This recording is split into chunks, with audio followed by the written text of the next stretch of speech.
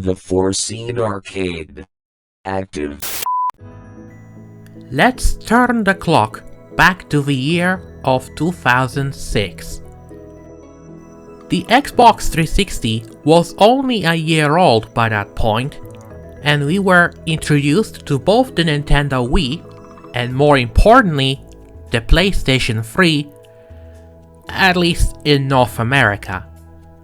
The PlayStation 3 wouldn't release in Europe until spring 2007, and back when it was first announced, me and my family still lived in a small shared apartment home in Gliwice, Poland. And I had plenty of memories of living my childhood in Poland. For gaming, I especially remember getting full games on magazines like CD Action, Cybermycha, and Komputer Świat Gry, while PC games were generally cheaper to buy than console games. Though that didn't prevent me from getting a PlayStation 2 for Christmas at one point, with me getting Crash Bandicoot The Wrath of Cortex, while my older brother got Need for Speed Underground 2. At one point, when my father returned from his job abroad, he will bring me some games for the PlayStation 2, as well as a couple of magazines. One of those magazines was the Christmas 2006 issue of the official PlayStation 2 magazine UK, and it came with a PlayStation 2 disc that had playable demos of the following games: Aragon, Pro Evolution Soccer 6, LMA Manager 2007, Silent Hill 3, Virtua Fighter 4, either the original or its Evolution re-release, and Final Fantasy X2, as well as trailers for 2 iToy games. I didn't have that much knowledge of a PS3 at the time, other than that one issue of PSM3, but when me and my family eventually moved to Ireland later in 2007, I was beginning to learn more about the system and its games. What I didn't know at the time was the fact that Sony was working on a feature that would change my life forever. And so, on Christmas of 2008, me and my brother unpacked our gift, the PlayStation 3. More specifically, it was a 160GB model that came with a download code for digital versions of Gran Turismo 5 Prologue, Ratchet & Clank Quest for Booty, The Last Guy, and Super Stardust HD. Which, unfortunately, I was too dumb of a kid to realize that vouchers can only be redeemed once when I was testing it on a Polish account on my PSP, when my father set up the PlayStation Network profile to be based in the UK, so both of us learned that fact the hard way.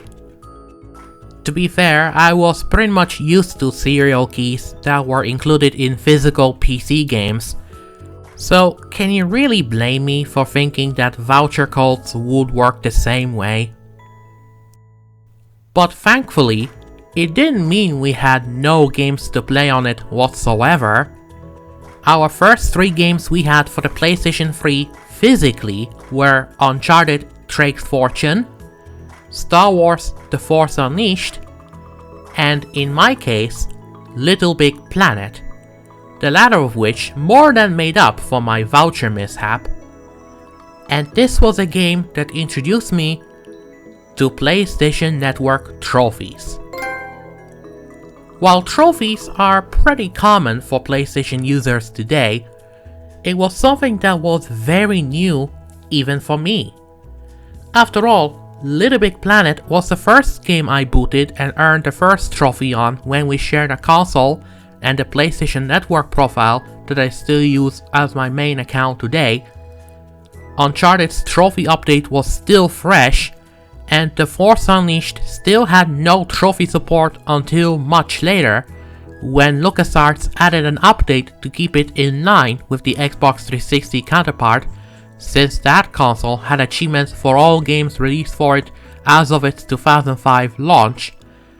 Still, it was this game where my trophy hunting habits began to develop.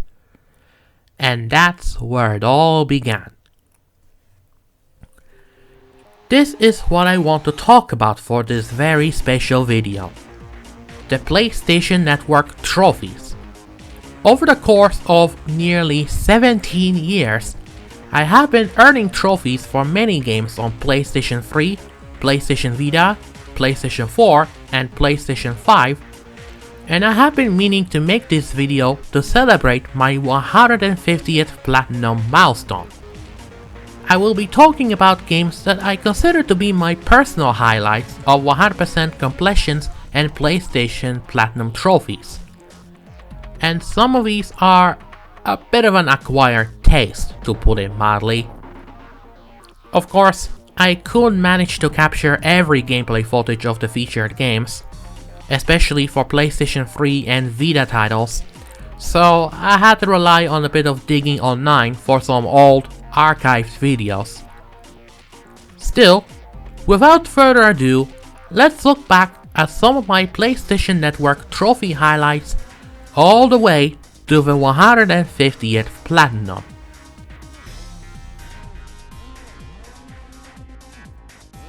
The first 100% completion I had for a trophy set was for the PlayStation 3 version of Buzz Jr. RoboJam.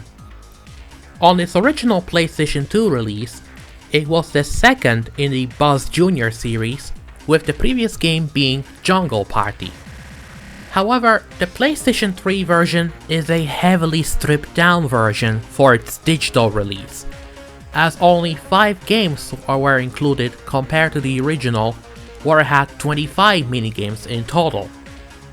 As a matter of fact, the same thing happened with the PlayStation Network ports of Monster Rumble and Dino Den. It sort of reminds me of the obscure PC version of Rayman Raving Rabbids 2, where it only had 16 minigames, or 4 minigames per disc for its Polish release by Komputer Świat Gry, compared to the original release on the Wii.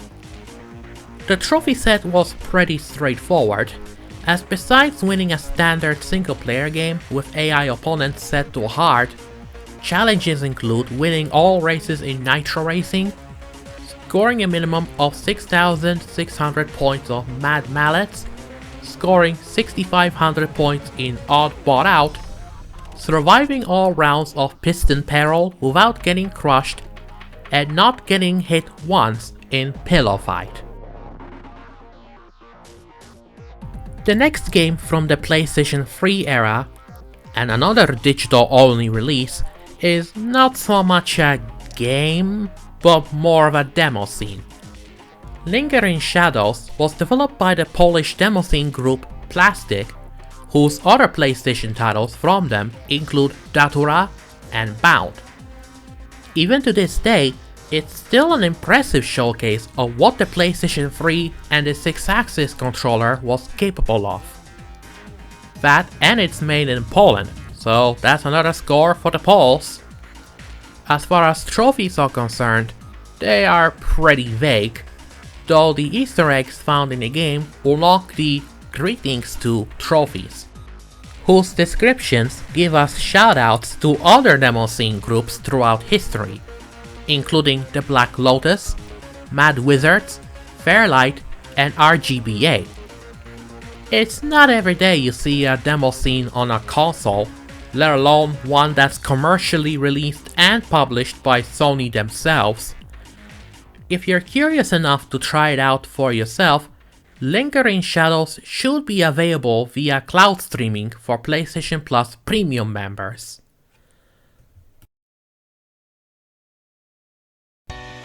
Now, the first proper Platinum trophy as a whole was for SEGA Mega Drive Ultimate Collection, developed by Backbone Entertainment in 2009.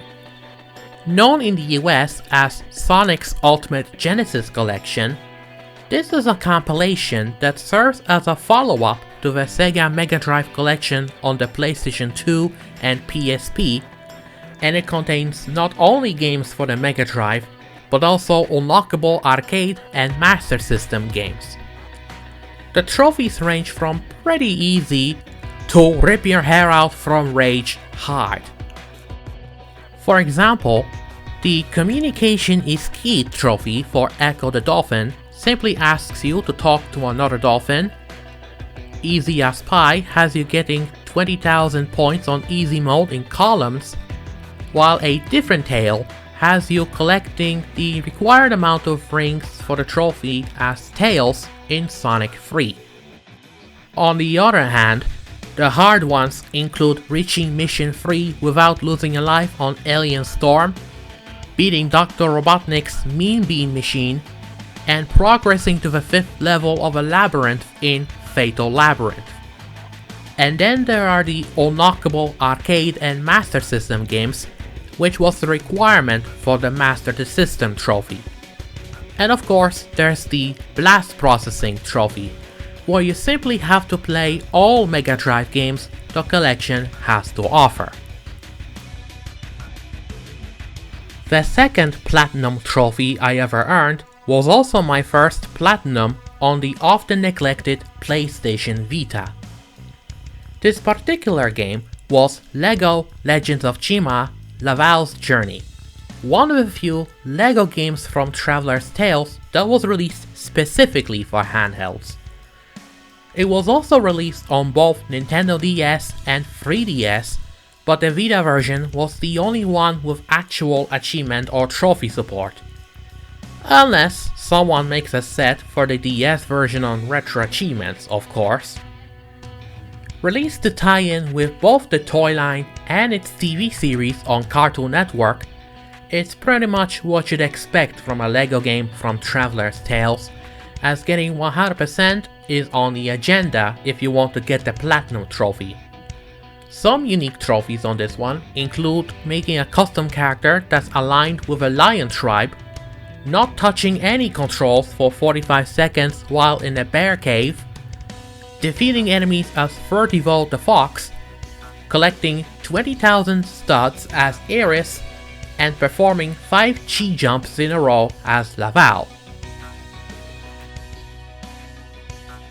The next PlayStation 3 game on the video is also available to stream via PlayStation Plus Premium, but apparently, according to PSNprofiles.com, of 9,061 users, only 176, myself included, bothered to get all of its trophies. All of it at the time of writing the script, of course. The game in this case was Oddworld, published by Funbox Media. Originally released for the Wii, this game was developed by Supervillain Studios, who also made the expanded PlayStation Portable port of Fat Princess. The game basically reminds me of the Japanese exclusive PS1 game Ore no Ryori, which itself is likely the inspiration for the Cook Serve Delicious trilogy. What you do in this game is you cook delicious dishes to your patrons, including Hootenanny Pete, a hillbilly who looks like he has taken one too many punches to the face, Make it stinky. Salty Sam, a sailor who never notices a seagull sitting on his head for some reason, and many more. Like a lot of games released prior to the PlayStation 4 era, this game has no Platinum trophy despite receiving a physical release, and the only gold trophy in the game is Coin Goal, where you must earn a total of 100,000 coins, which is quite a huge grind if I do say so myself. Other trophies include hiring and using all assistant chefs, like a fry cook or a clown that apparently likes to juggle babies, Yes, I've got a license for that. perfecting the visits from the food critic Sir Waldoberry on all 5 restaurants, unlocking all recipes, using all chef spices, and getting 5-star ratings for every restaurant.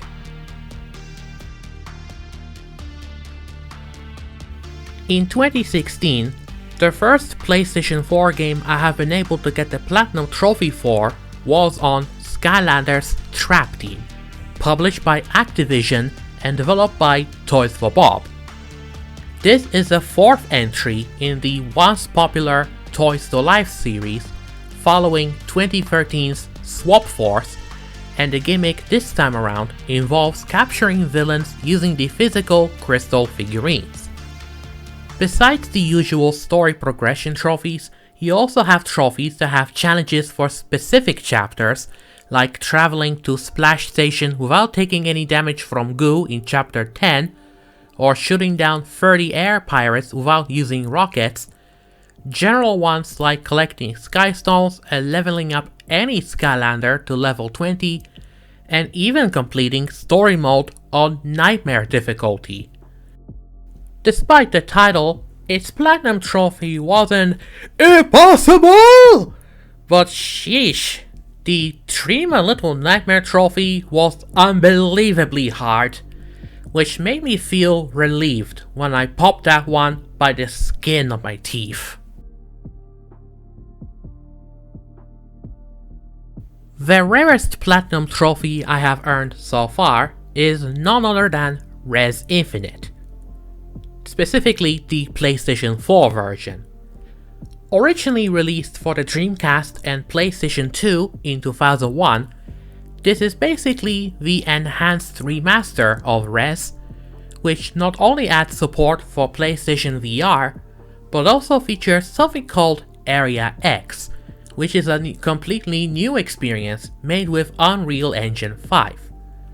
While the trophies for Area X are brand new, which include clearing it without taking damage and defeating both red and blue bosses, trophies for the original Rez are lifted from its Xbox Live Arcade release known as Rez HD, as it has trophies for clearing all 5 areas, achieving 100% shutdown rate and item collection rate in said areas, or for playing over 10 hours, clearing score attack mode 30 times, and getting the high score on all 5 areas on score attack, the lost area, and on boss rush.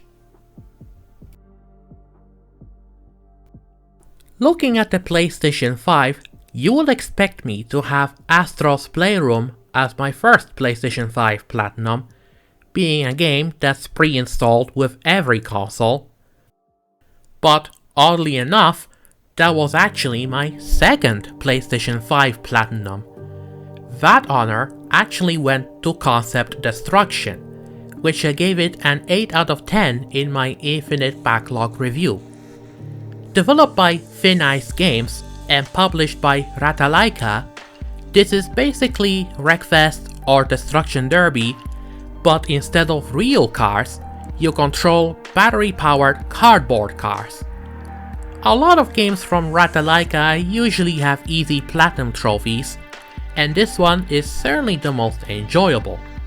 Besides winning the championship and completing tutorial lessons, other trophies include hitting the hidden ball in the stadium, destroying a rival car in tourism mode, and surviving over 3 minutes in survival mode, which it usually goes like this.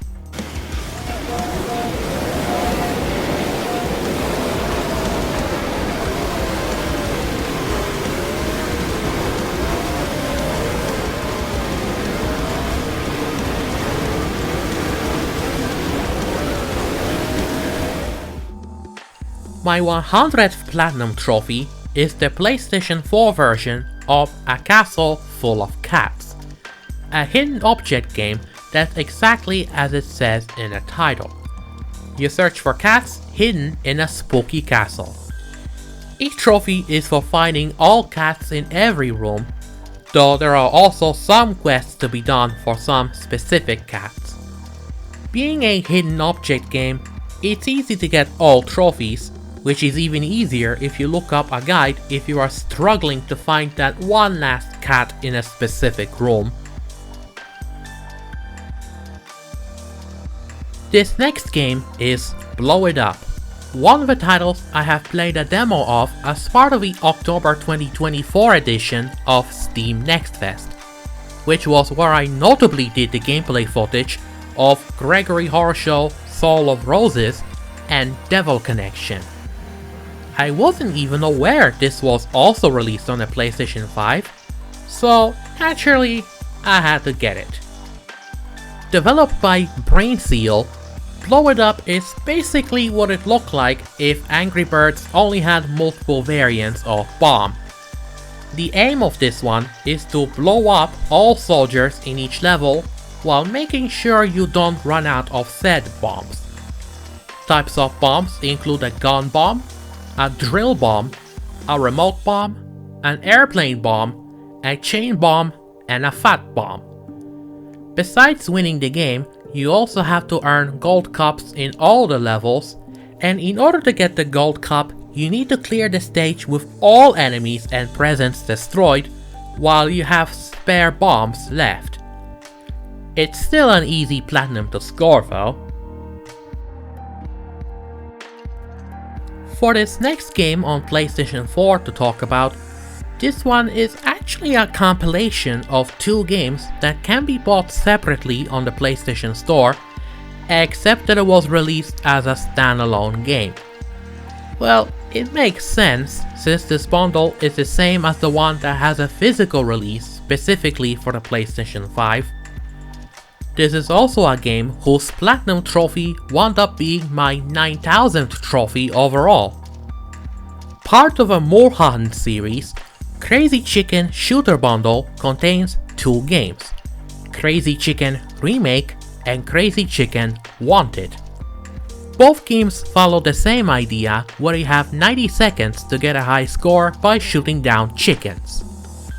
In Crazy Chicken Remake, you can shoot down frogs to get 10 additional seconds, while the other bird that flies around, the Leshahen, can temporarily give you double points. In Crazy Chicken Wanted, you have to shoot the gophers that hold keys near the end of a round to proceed to the next stage. And of course, you will also need to watch out for chickens that can actually shoot back at you, so shoot them before they shoot you.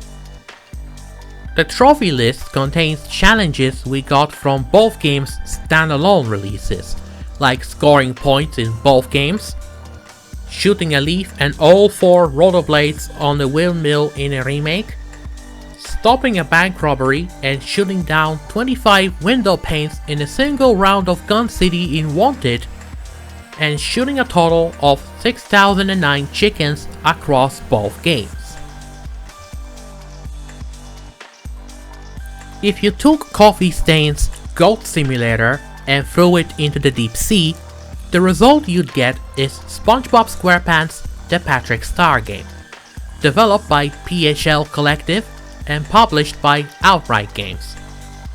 You take control of everyone's favorite big pink loser in this sandbox game, where you get to mess around doing silly things.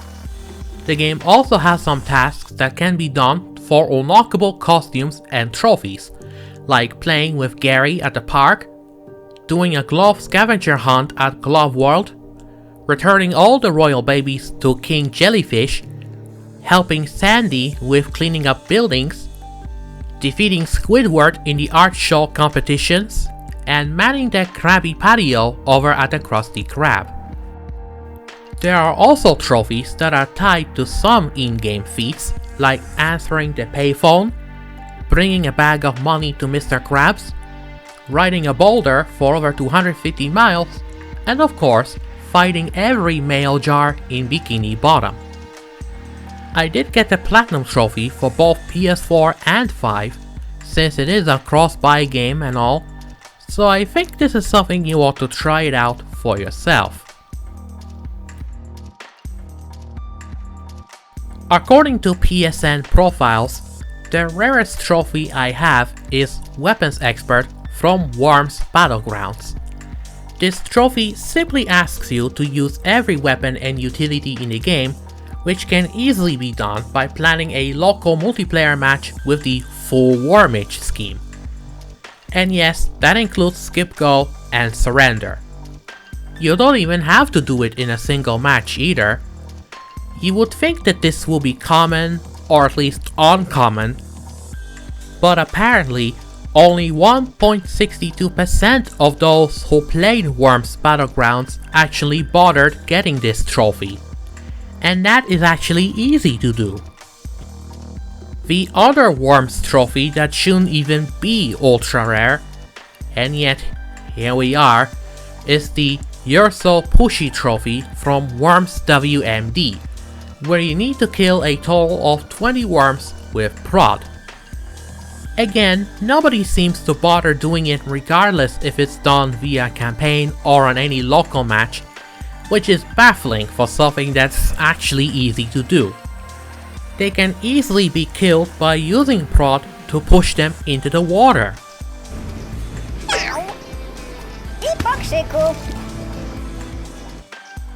For the other ultra rare trophies I got, some are pretty understandable, like the Treasure Hunter trophy from Amen.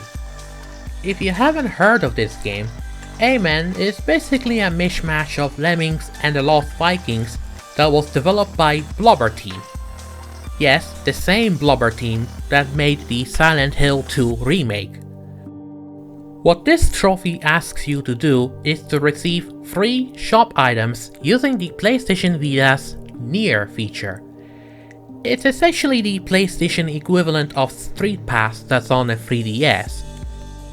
The problem was that even when the console launched in 2012, there were more people carrying their 3DSs around than the PlayStation Vita, meaning it was almost impossible to find anyone with a PlayStation Vita using the Near feature, let alone PlayStation Vita owners who got Amen on the PlayStation Store, which is no wonder only 2.15% of PlayStation Network users got this one.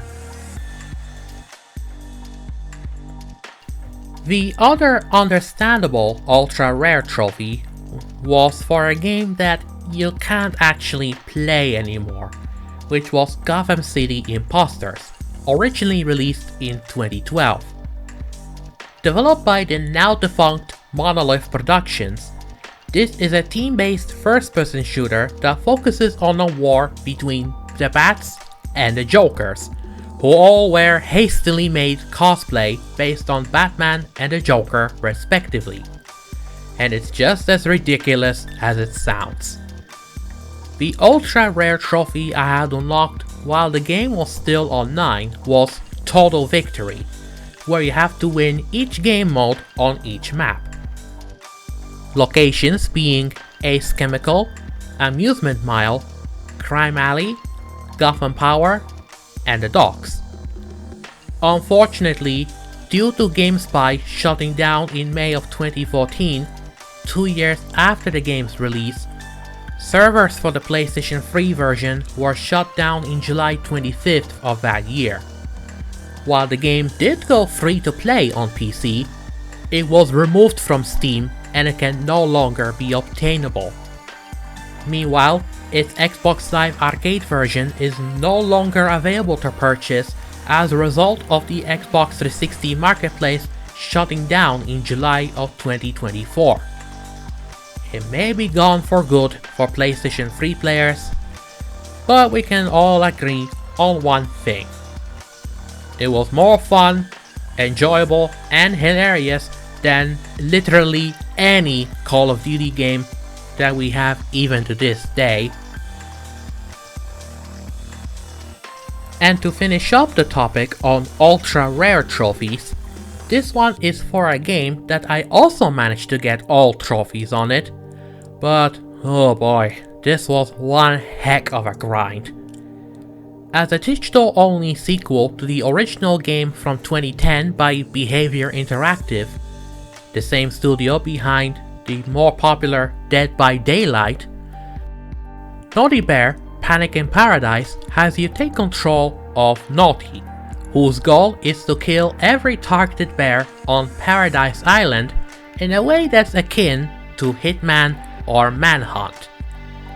Unlike the physically released predecessor, there was no Platinum trophy this time around. The hardest of all the trophies for completion was There's Glad in Gladiator, where you have to max out the XP counter for every single weapon in a game. And I do mean every weapon. And that was pretty frustrating, considering that this game crashed a lot. Not sure if this problem was exclusive to the original fat PS3 model that I had, or if it happens on slim or super slim models as well, but given it happens way too often than it should, it wasn't exactly a pleasant experience. At least it was worth it in the end. Within the PlayStation Plus Premium Classics catalog, there have been a lot of PlayStation 1, PlayStation 2, and PSP games that got trophy support on PlayStation 4 and PlayStation 5. And one of the games that I got the Platinum Trophy for was on Oddworld Abe's Oddysee, first released in 1997. This recently got a trophy update, which was a perfect opportunity for me to make this one of my highlights. As we know, Abe's Oddysee is a cinematic platformer where you take control of a titular ape, a Mudokan slave that used to work at Rupture Farms, a meatpacking plant that's run by the greedy, ruthless Cluckens. When Abe overhears Moloch's plan to turn all the Mudokan slaves in the factory into tasty treats, it's up to you to help him rescue his pals. Looking at the trophy list, the game has the usual progression stuff, which includes beating the game with any ending, though I would suggest you'd also go for the Abe the Hero trophy along the way, as this will require you to save 50 Mudokans, which is the minimum number needed to achieve the good ending. Since Abe can possess sligs as one of the ways to clear a safe path to his chums, there are trophies for actions while possessing a slig, including filling another slig with lead, having a slug eliminate the possessed slig, having the slig run into an electric fence, and having the slig take an unwanted flying lesson free of charge. Given that Oddworld is a rather dangerous place, it's a good thing you have infinite lives, and in this case, the rewind feature for the PlayStation 4 and PlayStation 5 release. You know why.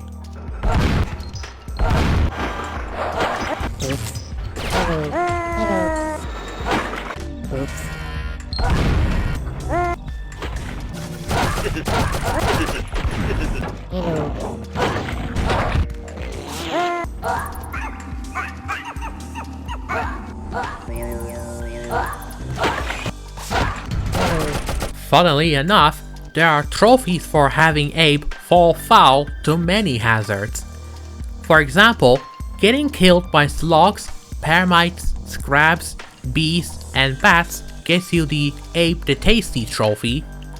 Abe the Clumsy requires you to have Abe killed by falling, explosives, falling objects, a meat saw, and electricity. And then there's the Old Habits Die Hard trophy, where you need to eliminate Abe with the possessed slig. While I was able to get all the other trophies in a single playthrough, there was one trophy that I missed along the way, the Divine Retribution trophy. To achieve this one, you simply need to obtain the power of the Schreikel 3 times in a playthrough. However, using the rewind feature won't do any good, as you have to find 3 separate areas that ask you to rescue a specific number of Mudokans at once. And since I didn't make a save state the moment Abe makes it back to Rupture Farms, guess what does that mean?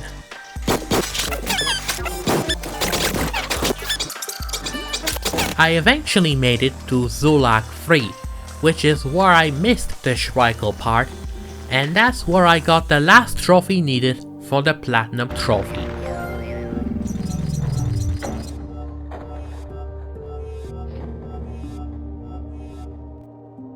While on the topic of the original PlayStation, another Platinum Trophy I got was for the original Twisted Metal, first released as a launch title for its Western release all the way back in 1995. It's the first game that springs to mind when talking about vehicular combat after all. And with the release of the second season of the TV series on Peacock and Paramount Plus, I felt this would be a good idea to make this my 149th Platinum Trophy. On the base of it, you have progression trophies that span 6 arenas, as well as the final round where you face off against Minion. We also get trophies that ask you to win the tournament with each of the game's contestants. Each character has their own special weapon in their disposal. For example, Sweet Tooth can throw flaming ice cream cones, which apparently come in vanilla or chocolate flavors. Pit Viper can spray acid at the opponents, with the acid sprite looking more like a booger, while Thumper can use a flamethrower if you'd like your competition well done. While all of the special weapons can be used with the L2 button, Hammerhead is the only driver with a passive special weapon. Being a monster truck, you can deal a lot of damage by simply running over your opponents with them giant threads. And then we have some arena specific trophies like destroying a van in the Assault on Suburbia level or destroying the pyramid on the rooftop combat level. And finally, we have trophies that ask you to defeat an opponent with a machine gun, a special weapon, or with collision damage. As it's another PlayStation 1 game re-released via the PlayStation Plus Classics catalog for premium members, courtesy of implicit conversions, the rewind and save state feature definitely came in handy, which allowed me to save the extra lives for the final round. And once I finished the contest with Hammerhead as the last one to complete the set, the Platinum Trophy was mine.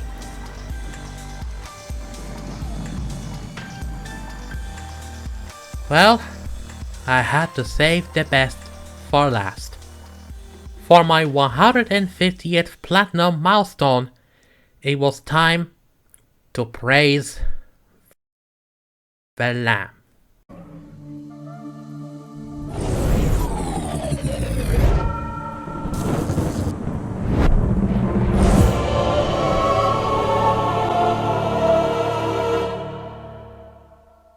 People were asking me to do this one over at Infinite Backlog, so the game I chose was Cult of a Lamb, developed by Massive Monster and published by Devolver Digital.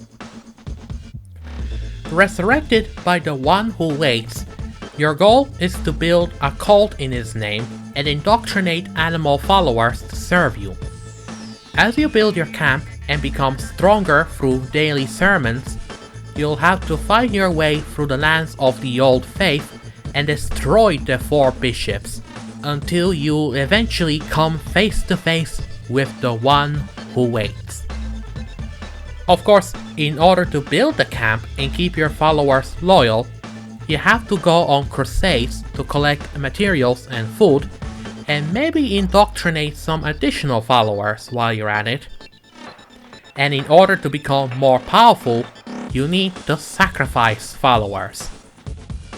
Sacrificing higher level followers will give you more power and are a lot more useful, but to raise their level, you need to give them gifts, inspire them, complete their quests, and perform specific rituals, like ascending someone to a higher plane of existence.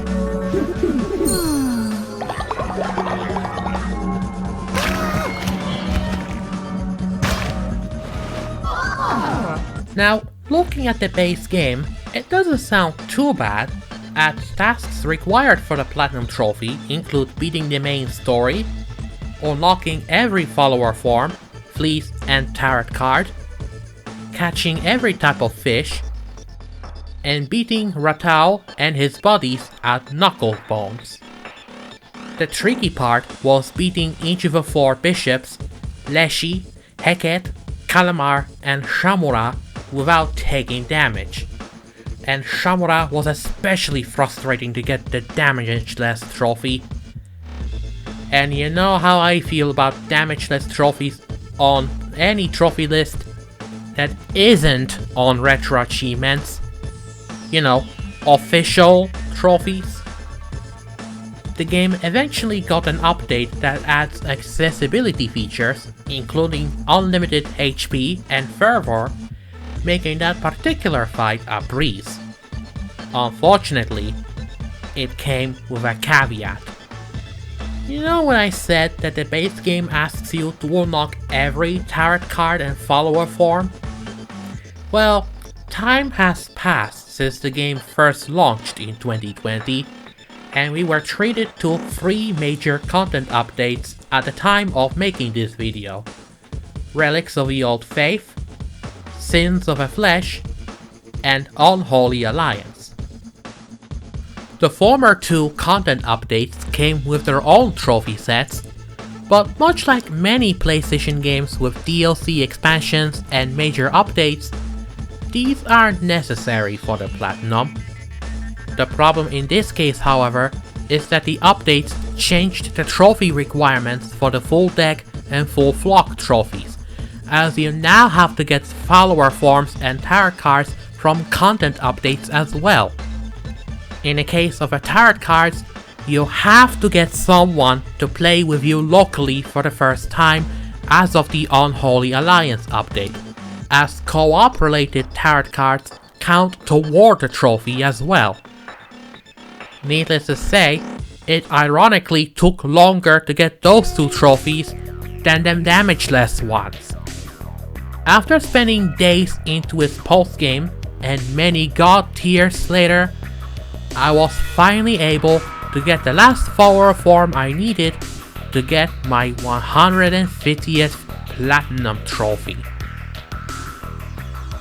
And so, we now end the look back at my past 17 years of trophy hunting. This video may be over, but the trophy hunting isn't. Of course, the script was already lengthy as it is, so I had to skip a few games, but I do have some honorable mentions on the list before I wrap it up. The first honorable mention is Skylanders Imaginators, the final entry in the mainline series, which is where I got my 10th Platinum trophy.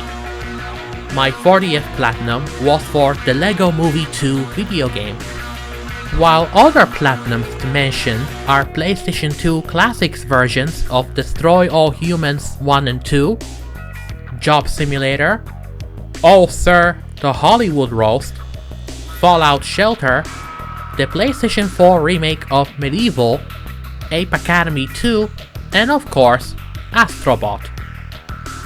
And not to mention countless games that don't have Platinum trophies, like Party Hard, the 2015 re-release of War of the Monsters, the PlayStation Vita port of Fruit Ninja, Neighbors Back from Hell, and many games in the Arcade Archives series. Thank you so much for sticking around through the entire video. Do you have any favorite Platinum trophies or 100% completions? And what Platinum trophies are you proud of? As always, feel free to comment, and I hope to see you next time on the Foreseen Arcade. May play have no limits.